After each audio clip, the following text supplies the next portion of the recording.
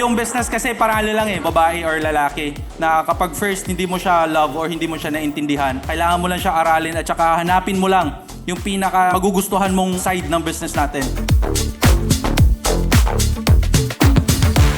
Focus lang talaga sa lane. Yes, na-inspire ako sa success ng iba, kailangan i-celebrate natin yan. But para sa akin, bilangin mo yung numbers mo, hindi number ng ibang tao. Kasi madidistract ka, magiging complacent ka. And yung tanging tatalunin mo lang is yung sino ka kahapon. Kung ilang numbers mo ba kahapon, kailangan mo malamangan. Ang nakikita ko na nag-advantage ko is boosting talaga. Grabe akong bumakbak sa boosting kasi alam naman natin kung ano ikakalago ng negosyo natin eh. 'Di ba? So kailangan kapag kumita tayo, balik lang natin sa negosyo. Focus on your lane, focus on your goal kasi kung malalim yung deepest why mo, I know na kahit ano man yung pagdaanan mo, kaya mong abutin yung gusto mo sa buhay.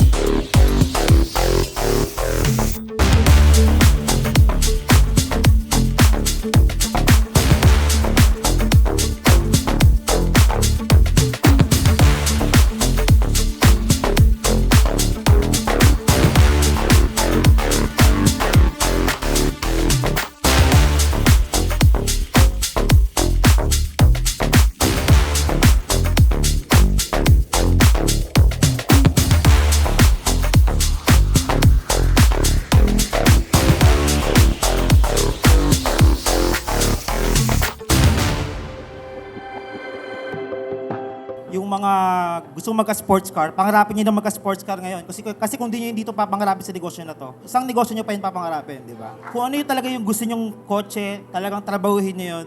Ang sarap po na may sports car. Sa araw-araw mong dinadrive yung sports car mo, mas lalo hong nagle-level up ang isip mo. Dapat kinukuha mo yung pangarap mo habang bata ka pa. Para bagay pa sa'yo, di ba? Pag nakuha mo. Mangarap ka lang ng todo kasi habang tinatrabaho mo yan and lagi mo nakikita yung sasakyan na gustong-gusto mo, makukuha at makukuha mo yan. Basta lagi mo lang siyang iniisip. Di ba, lagi natin sinasabi, ang isang bagay, dalawang beses kinikreate. Una sa mind, pangalawa mag-manifest into reality. Sometimes, at sa sitwasyon mo ngayon, baka ikaw ay walang-wala. Baka ikaw ay nakalugmok.